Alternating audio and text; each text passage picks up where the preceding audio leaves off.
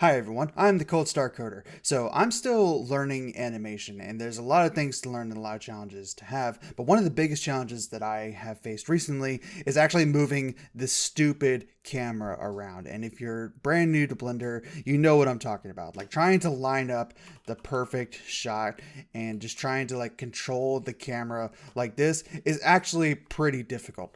Luckily, there's actually an easier way to do this that I was just introduced to recently, and that is actually using armatures and bone controls on the camera itself. And this is actually its whole branch of study in 3D graphics, how to get proper camera movement.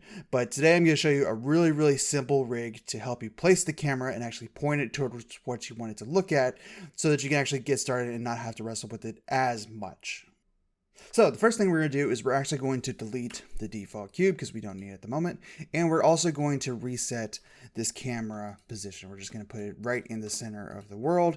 And we're also going to have it pointing straight forward. So now we have it pointing directly along the Z axis, which is perfect for actually getting it set up for rigging. So we're actually going to add an armature to this camera. One bone which is going to control where the camera actually is placed in the world, and another bone which is going to control what the camera actually looks at.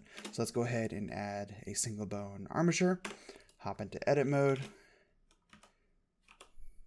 create another bone. So this bone is going to be what the camera actually looks at, where the camera is actually placed, and this bone is going to control where the camera actually looks at. So if you see my previous video about rigging pistons, this process is going to seem very familiar.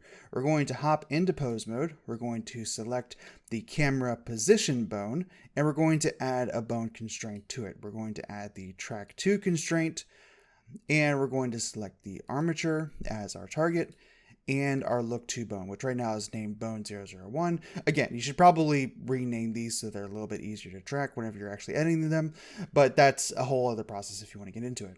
So just in case you didn't see my last video, the bone constraint track 2 is actually going to have this bone always be looking at its target bone. So if I go ahead and start moving this bone around, you can see that the other bone tracks to its position.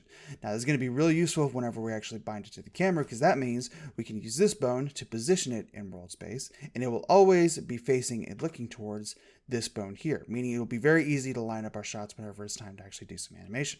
So let's go ahead and start binding the camera now. So head back into object mode. You want to select your camera first, then your armature. Then you want to go into pose mode and make sure that the camera position bone is the one selected. Then you're going to do Control P, and you're going to parent it to just the bone. And that way, whenever we actually move this bone around, you can see that the camera now moves to it. And it's only bound to this bone. It's not bound to the look to bone. And it's only bound to this bone. It's not bound to the look to bone at all, but it's still applying the constraint to the camera position bone. And so now what we can do is we can position the camera anywhere, and you can see it's still looking towards our look to bone. And now we can actually move this around as we want to, which makes it really easy to line up a camera shot in Blender. So just to give you an idea of what that might look like, we can go ahead and add another object here. Let's go ahead and add Suzanne. Hi, Suzanne. Now let's go ahead and hop back into pose mode, and we're going to put in auto keying. So what this does is as we move the frames forward and backwards, it's actually going to automatically track where our bones are and automatically add the keyframes to us. So we're going to actually put our look to bone directly in the middle of Miss Suzanne here. And we're actually going to change this camera position as we go through this little animation. Let's start about right there.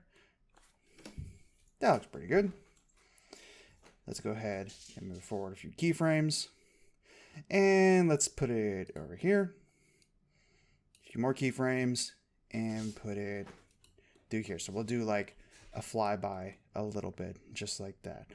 And we're going to set the animation to only 40 frames. And let's see how that actually looks. And there we go. And just like that, you have a nice little flyby animation. And so this rig, while really simple, actually makes it really easier to set up your shots when you're doing animation. And there's a whole study about creating effective rigs to do just this in Blender. This is only the beginning, and this is like pretty much the bare minimum of what you need to do to get easily controlled cameras in Blender. But hopefully this gives you some ideas of how you can apply this to your own projects. So I hope you learned something, and I hope you enjoyed the video. If you did and you have some spare time, maybe check out another video on my channel. Hope to see you there.